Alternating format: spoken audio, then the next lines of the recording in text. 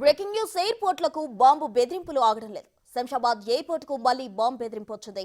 Bangkok వెళ్లే విమానానికి bomb call వచ్చింది. దీంతో అప్రమత్తమైన సిబ్బంది వెంటనే విమానాన్ని ఎమర్జెన్సీ ల్యాండింగ్ చేశారు. భద్రతా సిబ్బంది శంషాబాద్ ఎయిర్పోర్టులో ముమ్మర తనిఖీలు చేశారు. ప్రస్తుతం సిఐఎస్ఎఫ్ డాగ్ స్క్వాడ్ తో అణువణువు సోదాలు చేశారు.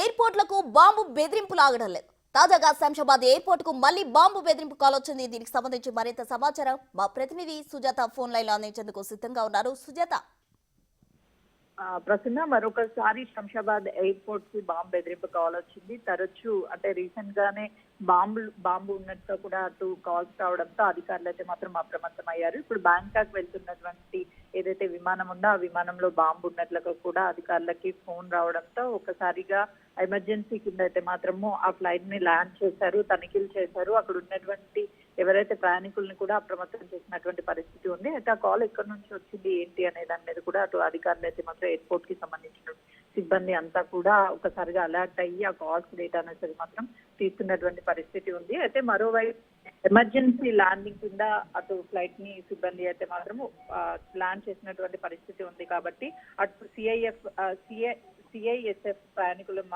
ముమ్మరంగా తనిఖీలు కూడా చేశారు. ఎవరు ఏంటి అనే దాని మీద అయితే మాత్రం ఎయిర్పోర్ట్ సిబ్బంది అదేవిధంగా అధికారులు మరోవైపు దీనికి సంబంధించినటువంటి ఆధారాలను సేకరిస్తున్నారు. డాగ్స్ కార్డ్స్ తో కూడా మరమ్మతులు తనిఖీలు చేశారు. ఎందుకంటే తరచూ ఎయిర్పోర్ట్ కి శంషాబాద్ ఎయిర్పోర్ట్ కి ఇలాంటి కాల్స్ వస్తూనే ఉంటాయి. మరోవైపు అధికారులు కూడా ప్రయాణికుల పట్ల కూడా అప్రమత్తంగా ఉంటారు. లోపలికి వెళ్ళొచ్చేటప్పుడు కూడా అన్ని తనిఖీలు చేస్తారు. అయినా కూడా ఇలాంటి కాల్స్ రావడం వల్ల ఎమర్జెన్సీలో అయితే మాత్రము ఆ విమానాన్ని ల్యాండింగ్ చేశారు. ప్రస్తుతం అయితే మాత్రము అధికారుల అప్రమత్తంతో ఎలాంటి ఇబ్బందులు కూడా లేకుండా ప్రయాణికులు కూడా సాఫీగా వాళ్ళ ప్రయాణాన్ని కొనసాగించేందుకు ఏర్పాట్లు కూడా చేస్తున్నటువంటి పరిస్థితి ఉంది. ప్రస్తుతం రైట్ సుజాత, థ్యాంక్ యూ.